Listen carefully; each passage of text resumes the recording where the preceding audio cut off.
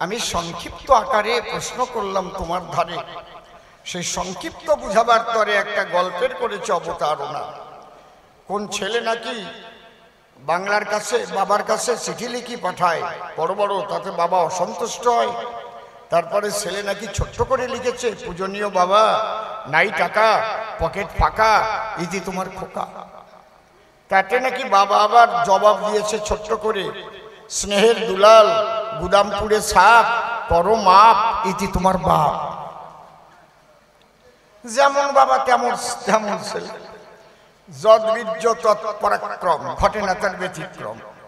ছেলে যখন এত সংক্ষিপ্ত লিখেছে, একটা প্রণামও জানাই নাই।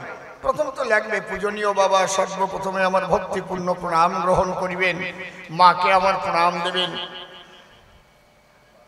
আমার পরীক্ষা আগত, তাই কিছু টাকার প্রয়োজন, বাবা একটু তাড়াতাড়ি করে পাঠিয়ে দেবেন। হয়ে গেল। পূজনীয় বাবা, নাই টাকা, পকেট ফাঁকা, ইতি খোকা। এ কি চিঠি? এটা বিশ্রী ব্যাপার না? সংক্ষিপ্ত ভালো, কিন্তু এত সংক্ষিপ্ত ভালো?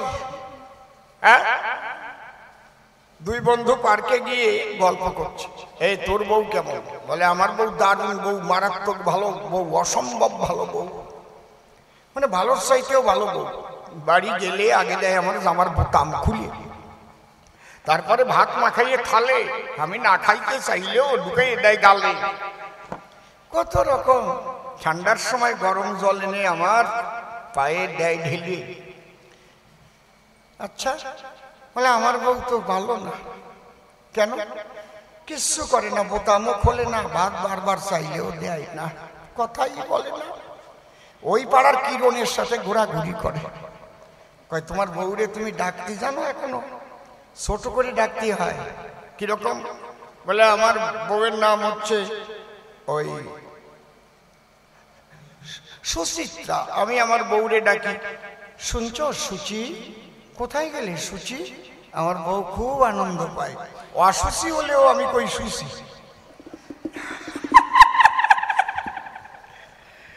আর তুমি ডাক জানো না, এই জন্য বউয়ের ভালোবাসা পাও না। আজকে আমি বাড়ি গিয়ে ডাকবো। ও বাড়ি যাইয়ে ডাকে বউয়ের হাতে ঝাঁটার বাড়ি খাইয়ে আসছে, নাক মুখ ফাটাই নিয়ে আসছে।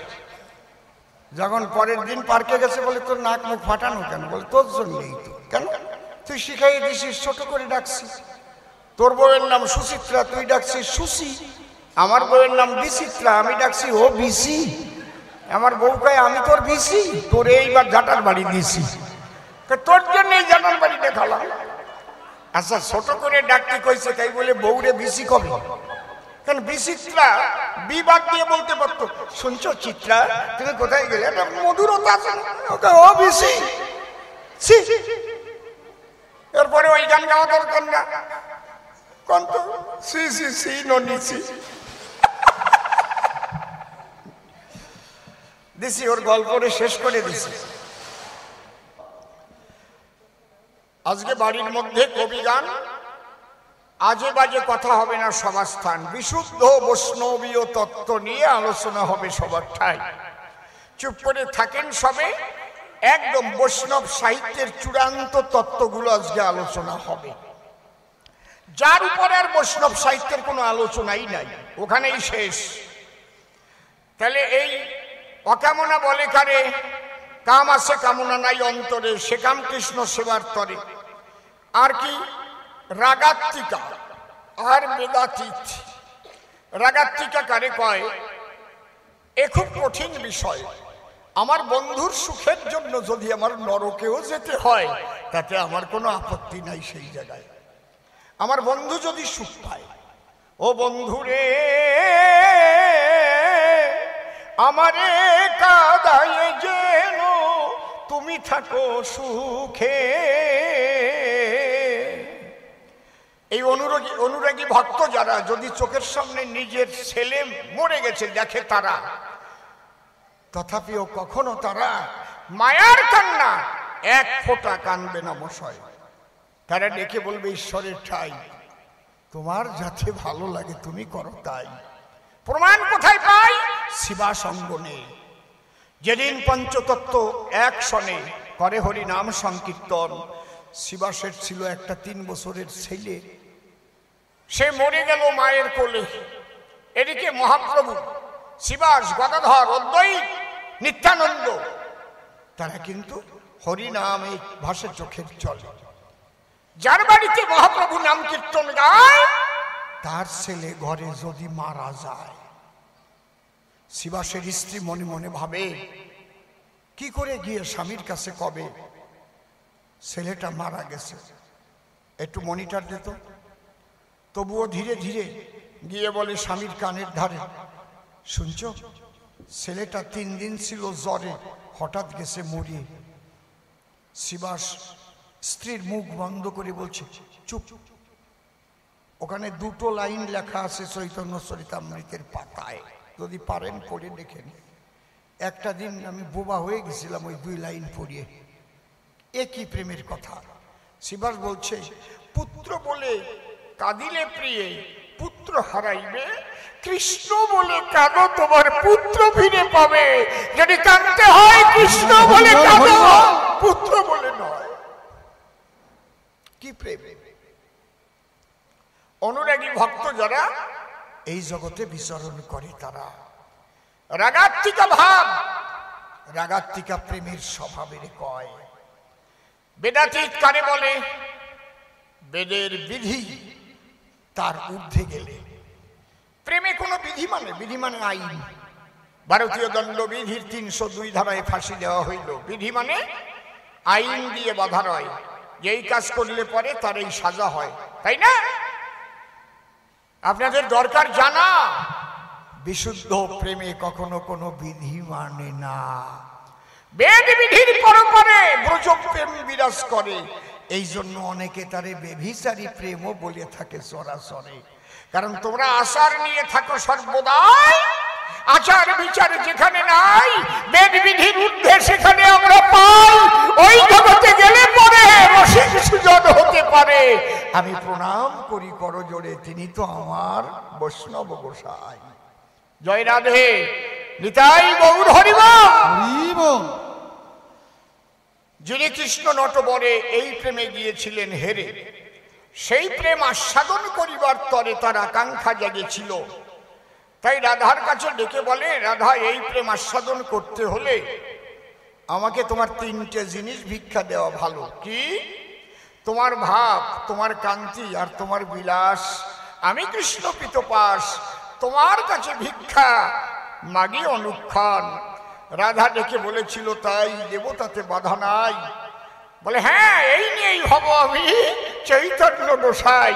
যেভাবে তুমি কৃষ্ণ বলে ভাসিয়েছ 2 চোখের জলে, তেমনি ভাবে আমিও তোমার ভাবকান্তি বিলাস নিয়ে গৌরাঙ্গ হয়ে যাব ধরণী তলে।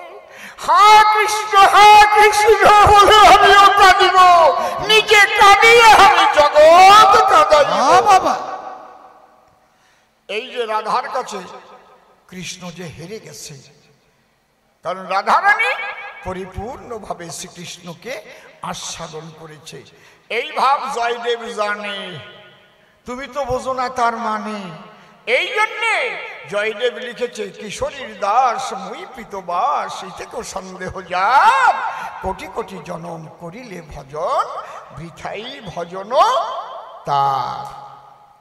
তাহলে প্রথম প্রশ্নের জবাব হলো, দ্বিতীয় প্রশ্ন চলে এলো।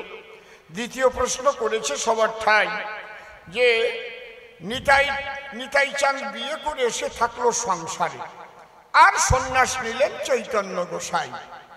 তুমি একটু বলো ভেবে, কলির জীব কার দলে যাবে? শোনো, যদি তুমি কলির জীবের কথা বলো, তাহলে কলির জীব যারা সংসার ধর্মই করবে তারা। কলির জীবের পক্ষে সন্ন্যাস গ্রহণ করা সম্ভব কবু নয়। এই জন্যে লেখা আছে শাস্ত্রের পাতায়। কোন শাস্ত্রে? বিশ্বাস করবেন না আমার মুখের কথায়। কি লেখা? বলছে 5টা জিনিস বর্জিত রয়।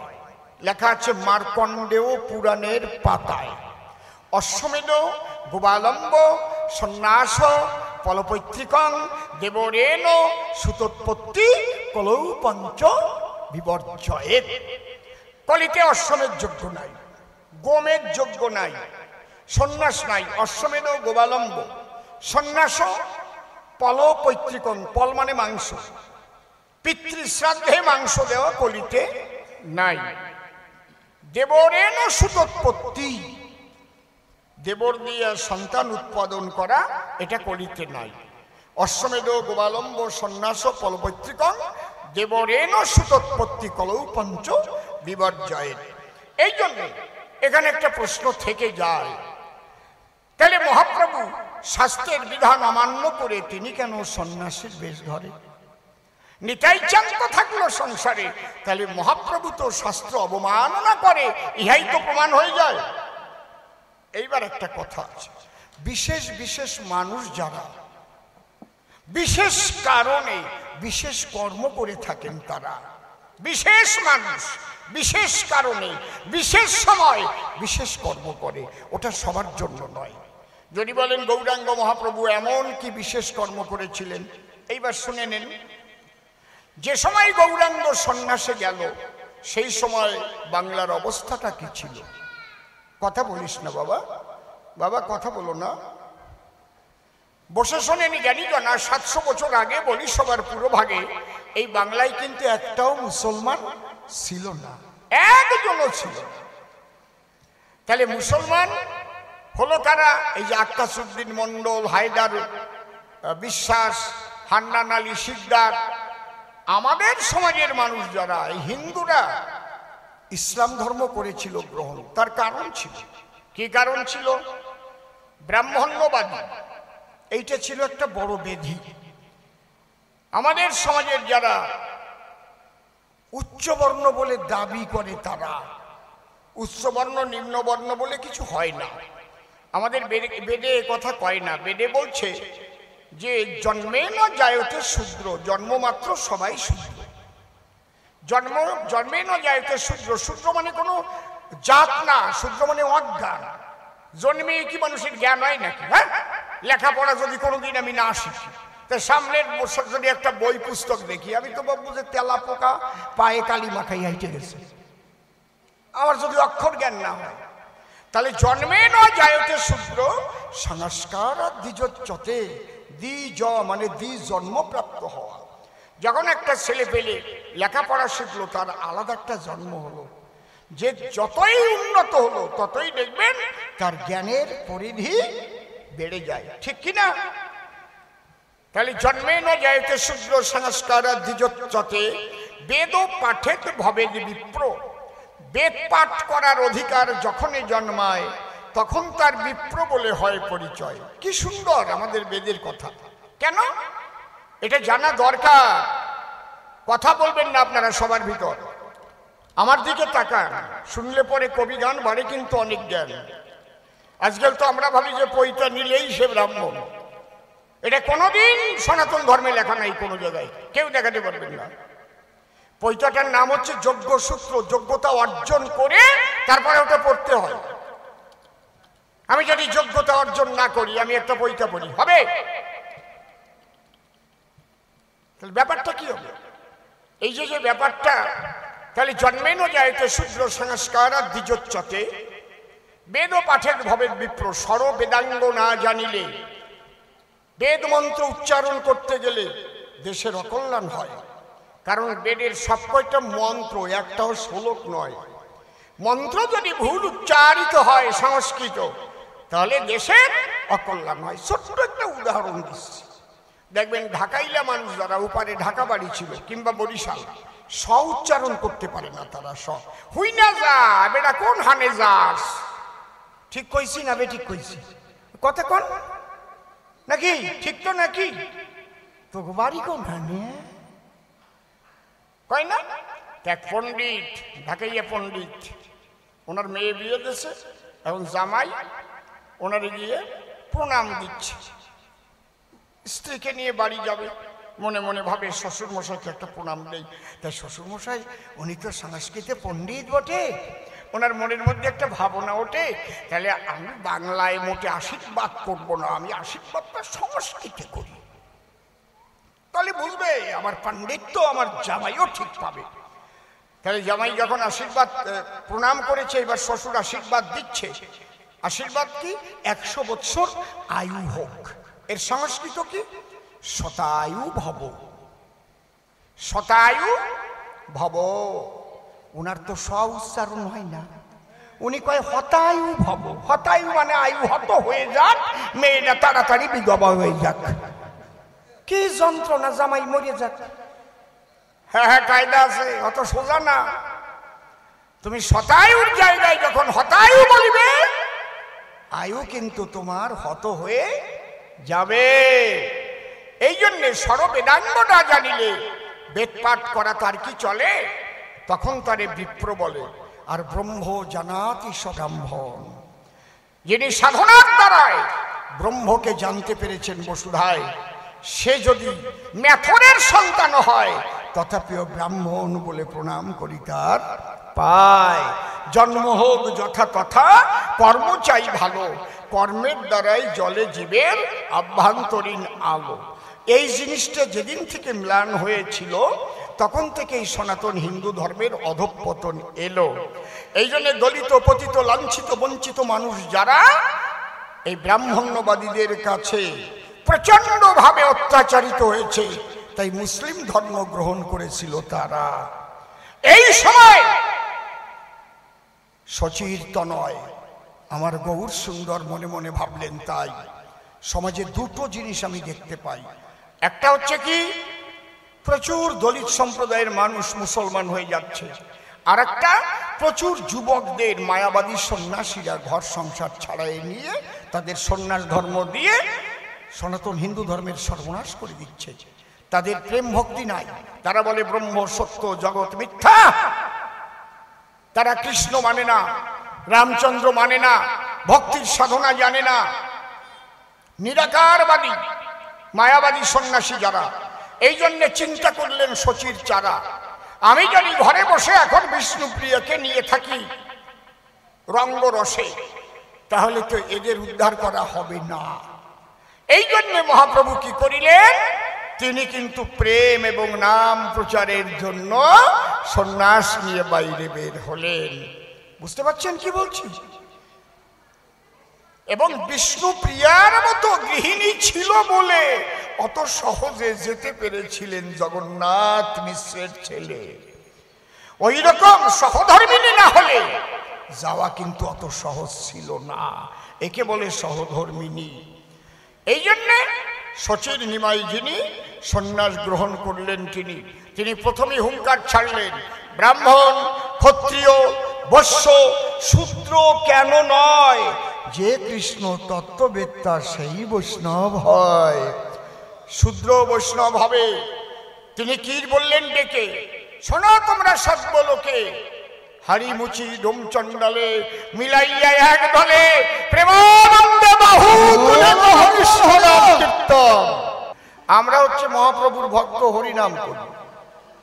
আমরা হরিচাঁদের ভক্ত, হরি বলে গড়াই, নামের মালা জপি। আমরা কি মারামারির মধ্যে যাই বলেন?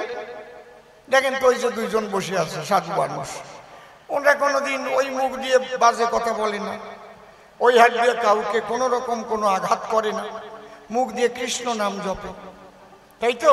ওনাদের যদি ঘর থেকে টেনে বের করে খুন করে, তাহলে ব্যাপারটা কি হয়? কি সন্ত্রাসবাদ! এই সন্ত্রাস পৃথিবী থেকে বিলুপ্ত হোক, পৃথিবী শান্তি ফিরে আসুক, এইটাই আমরা ঈশ্বরের কাছে কামনা করি। জয় হরি বল। এবার আমার শিষ্য ছেলে নির্মল সরকার, সে আজকে নাম নিয়েছে, কি নাম? প্রেমানন্দ দাস, তাই তো? আর আমাকে করেছে যোগানন্দ গোস্বামী। দুটো প্রশ্ন করেছে, প্রশ্ন দুটো শুনেছি আমি। যে সর্বশাস্ত্রেই আমরা পাই, এদিকে বেদের মধ্যে নিরাকার ব্রহ্মের উপর কিছু নাই। পরবর্তীতে আমরা গীতার মধ্যে দেখলাম শ্রীকৃষ্ণ সমস্ত কিছুর মূল, ভাগবতেও তাই। ঈশ্বর পরমকৃষ্ণ সচ্চিদানন্দ বিগ্রহ, অনাদিরাদি গোবিন্দ সর্বকারণে কারণ। কিন্তু জয়দেব একটা গ্রন্থ লিখল যার নাম গীত গোবিন্দ। এই নিয়ে ওর বেঁধেছে দ্বন্দ্ব। বলছে, গুরুদেব আমি বুঝতে পারলাম না জয়দেবের এই লেখার সঙ্গে, সে কৃষ্ণের চাইতে রাধারানীকে আবার বড় করে লিখেছে।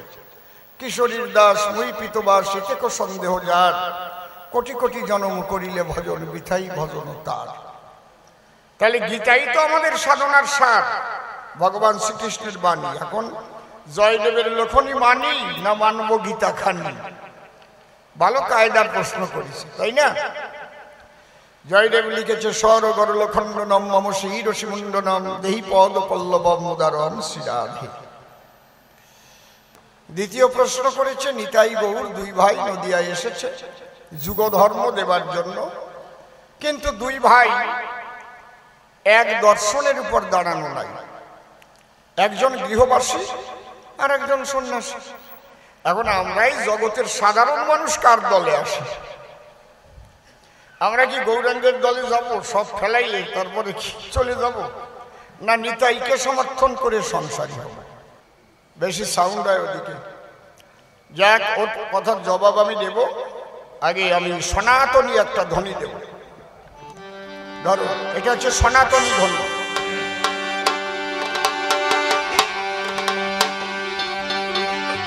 জয় জয় রাধা কৃষ্ণ নিতাই গৌর রাম সীতা মাতা পিতা হরিচাঁদ গুরুচাঁদ শিব কালী প্রেমানন্দে হরি হরি বল।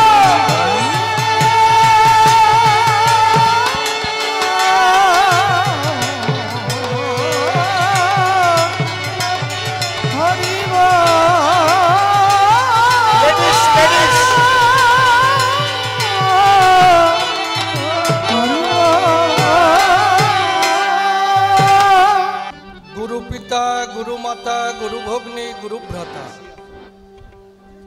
গুরুই সর্বভয়ত্রাতা জীবন অন্তকালে অদ্যকারে কবিগানে প্রণাম করি শ্রী গুরু অসীমের চরণে। তুমি গুরু নেই যোগুনে স্থান দিও তব চরণ তলে। গুরুর পরে দিয়ে জীবন ভার কাব্য সিন্ধু হব পার, অন্তরের একান্ত আকিঞ্চন। তাই জয় গুরু বলে ঝাঁপ দিয়ে কাব্য সলিলে তুমি রক্ষা করিও হেমের জীবনের জীবন। ভক্ত ভক্তার চরণ ধুলি ভক্তিতে নেই মস্তকে তুলি, সেই শুভ আশীর্বাদ করবেন বরিশন।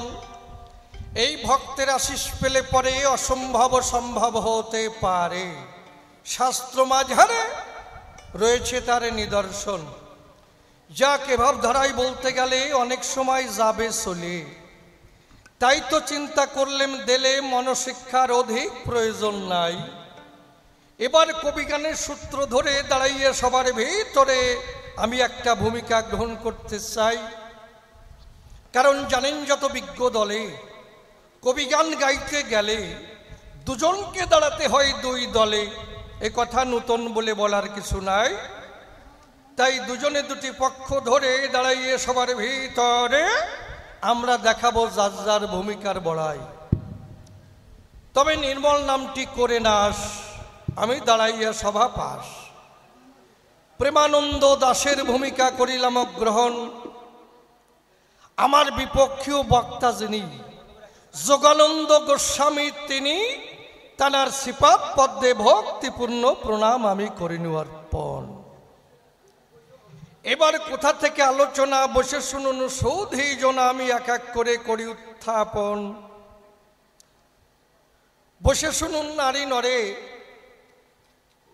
এইবার গুরুদেবের কাছ থেকে আমি জানতে পাই চরাচরে কিভাবে।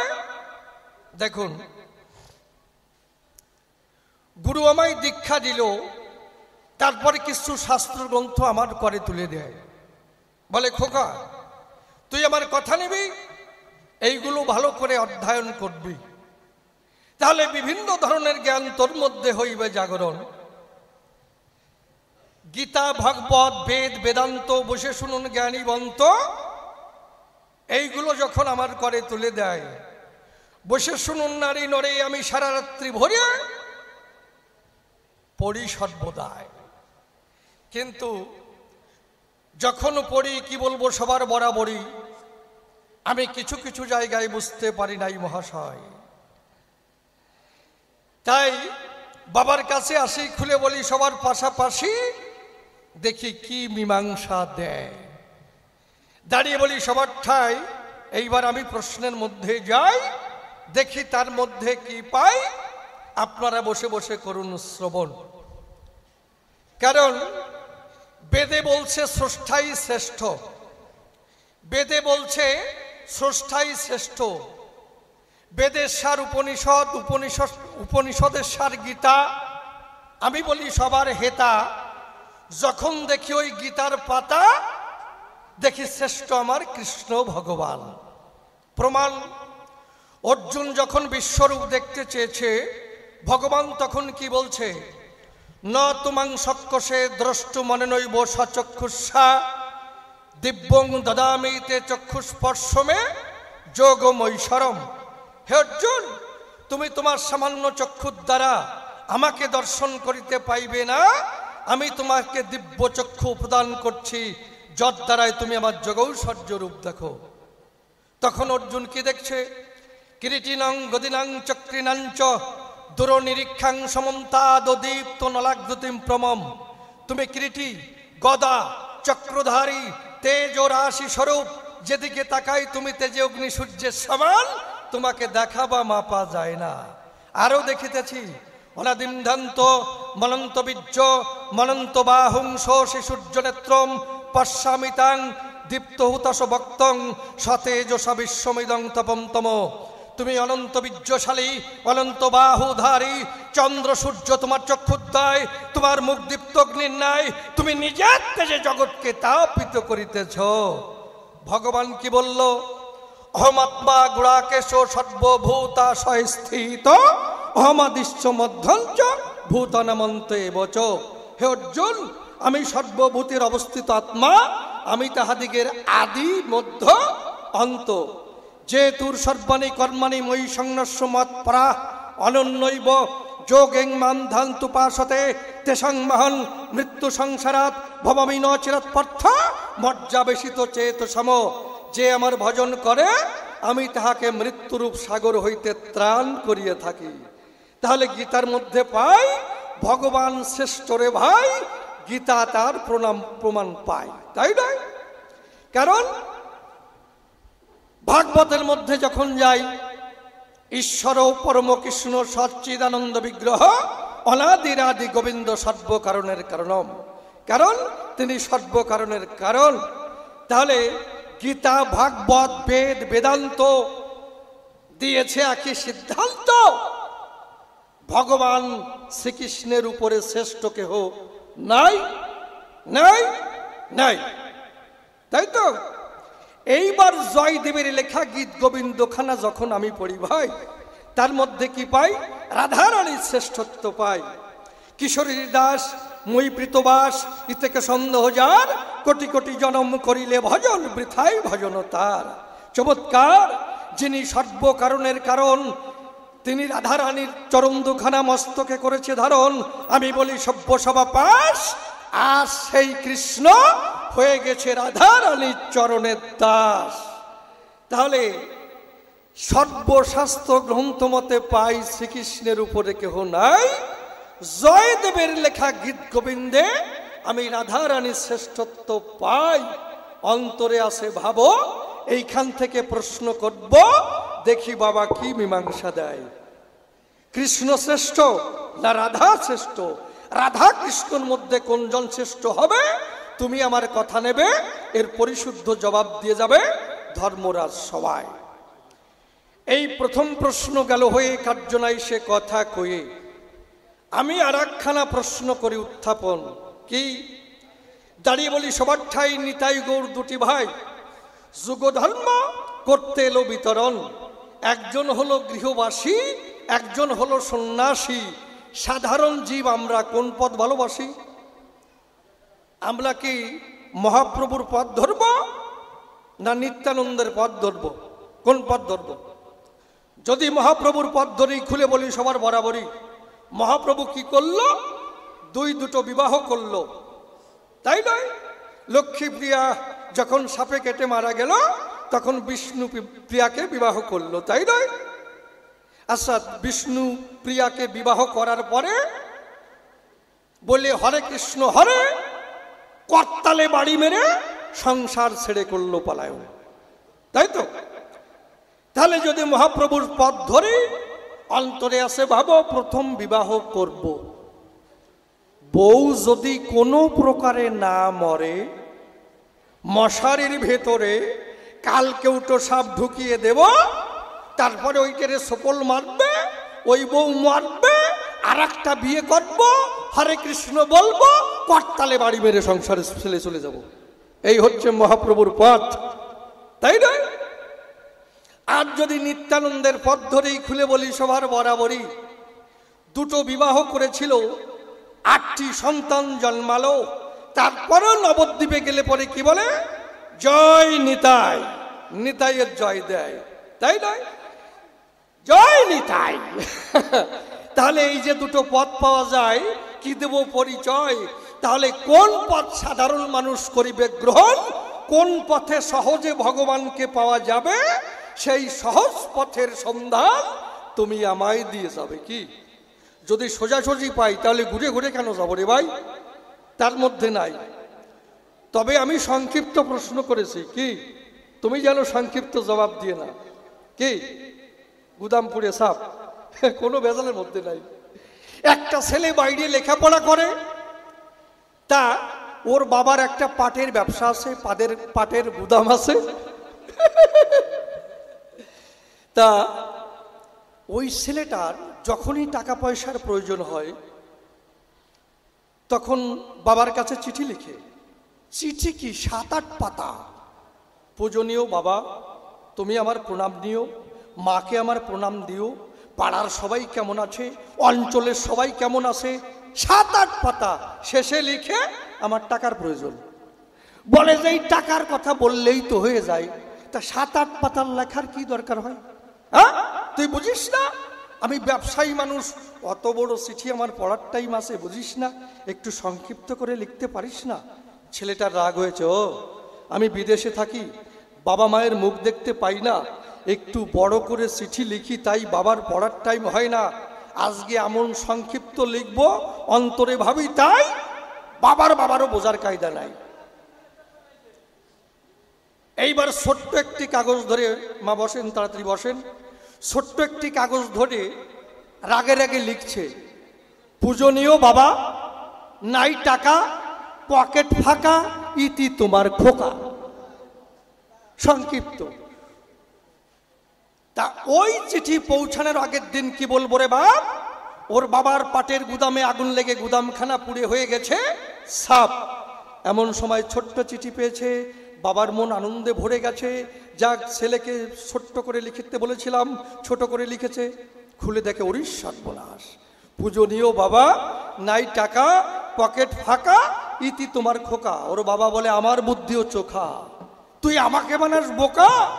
আমিও জবাব দেব, ওই চিঠির উল্টো পিঠে অন্য কোনো কাগজ লাগাবো না। ছেলে কি লিখেছিল?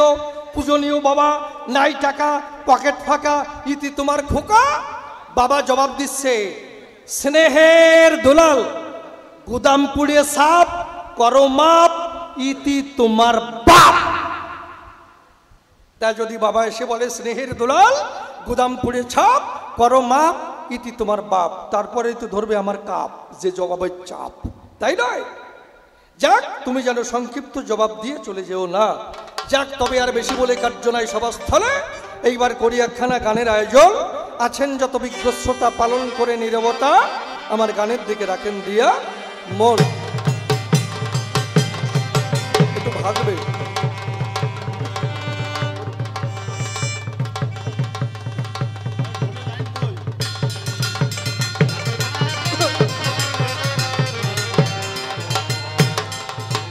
হ্যালো হ্যালো,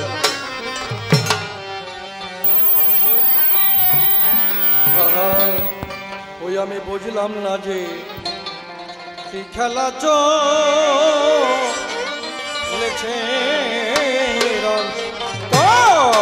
আমি বুঝলাম না যে কি খেলা চলেছে নিরন্তর, আমি বুঝলাম না যে কি খেলা চলেছে নিরন্তর।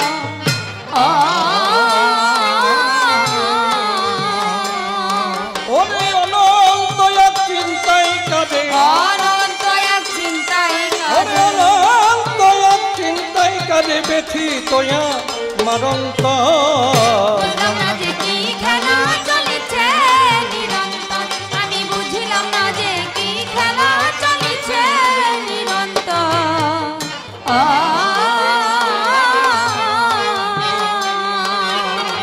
কবে প্রথম সৃষ্টি ধারা প্রবাহে ভেসে প্রাণের কণা প্রকাশিল মানুষের বেশে মানুষের বেশে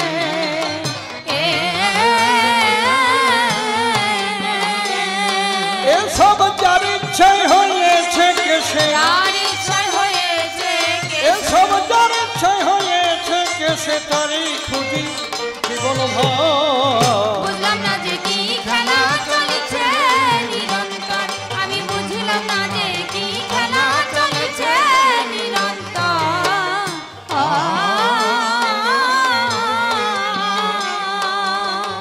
অনন্তকাল রকেট যদি চলে অনন্তে পৌঁছাবে কি কোনো দিন সেই অনন্তের প্রান্তে ও সেই অনন্তের প্রান্তে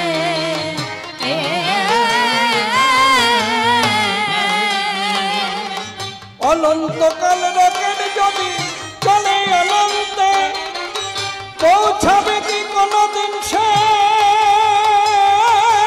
অনন্তের প্রান্তে ও সেই অনন্তের প্রান্তে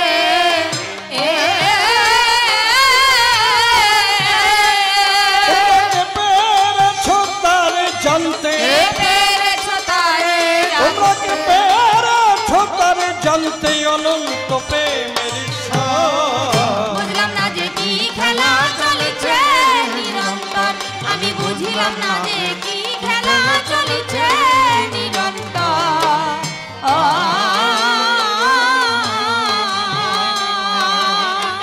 অসীম বলে বুঝতে গিয়ে হয়েছি শান্ত মনের মানুষ হলে মনে কথা সে জানত ওর কথা সে জানতো ও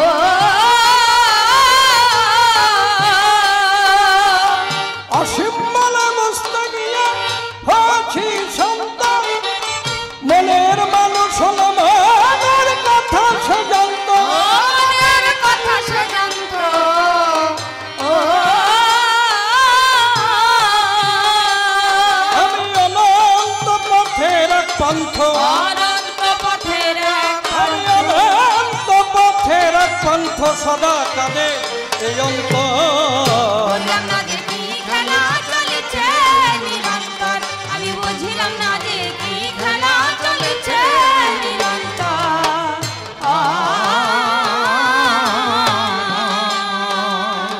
কল্পনাতে প্রেমানন্দ দাস আমি কাব্য ভূমিকায় বিপক্ষেতে যোগানন্দ গোস্বামী প্রণাম দিলাম পাই যেভাবেতে প্রশ্ন করলেন দাঁড়িয়ে সভায় আপনারা বসে বসে শুনলেন শুধু জয়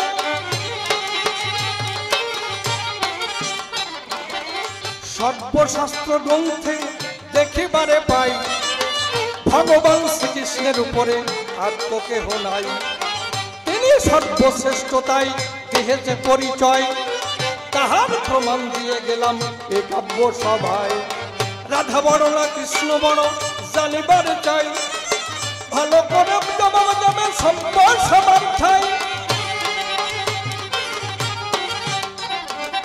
নিতাই গৌর দুটি ভাই জগতে এলো হরিনাম বিতরণ তারা করতে বটেছিল একজন হলো গৃহবাসী একজন সন্ন্যাসী হয় এই দুটো পথ কিন্তু পাওয়া বটে যায় কোন পথ সাধারণ জীব করিবে গ্রহণ তাহার তুমি দিয়ে যাবে আসল দর্শন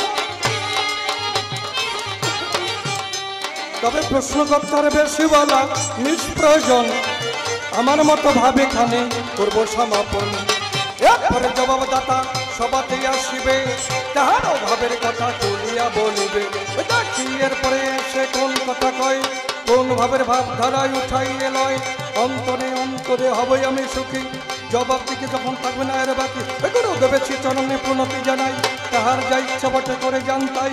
গুরুদি কান্নারি হয়ে বসে কারণায়, ভাঙা তরি হলো তার পাড়ি উঠে যায়। উঠুক না তোমার উঠুক তোমার ধরু পারি, ভাঙা তরি হলো তাহার উঠে যাবে পারি। তবে বেশি বলে নাই প্রয়োজন, আমার মতো ভাবি কেন করবো সমাপন। এদিকে আছেন আমার যত ভক্তগণ, বন্দনা করে যাই সবার চরণ। ধুল দেবেন আমার শিরে, চলে যায় দূরে। এদিকে আছেন আমার মাতৃজাতি, প্রণাম করে যাই সব সম্প্রতি। এই পর্যন্তই আমার ভাব সাঙ্গ হয়ে গেল। যার যার গুরু গোসাই প্রতি প্রমানন্দে মদন ভরে একবার হরি হরি বলো। হরি বল হরি বল হরি বল হরি বল হরি বল হরি বল হরি বল।